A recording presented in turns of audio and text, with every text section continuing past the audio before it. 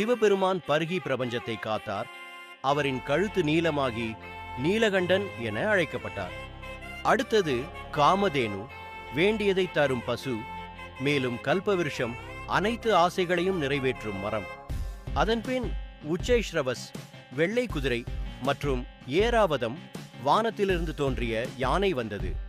கௌஸ்துபம், மிகவும் ஒளிமிகு முத்திரை, பின்னர் மகாவிஷ்ணுவின் அலங்காரமாக ஆனது. பாரிஜாதம், தேவர்களுக்குரிய மலரும் அப்சராஸ், தேவ தெய்வங்களும் பிறந்தன. இறுதியாக லட்சுமி தேவி, செல்வத்தின் கடவுள், தோன்றி மகாவிஷ்ணுவை தன் துணையாக தேர்ந்தெடுத்தார். தன்வந்திரி, மருத்துவத்தின் கடவுள், அமிர்த கலசத்துடன் தோன்றினார். இந்த பொருட்கள் செல்வம், ஆரோக்கியம் மற்றும் நித்தியமான ஆசீர்வாதங்களை குறிக்கின்றன. பெரும் முயற்சிகள் தெய்வீக பலன்களை தரும் என்பதை இது உணர்த்துகிறது.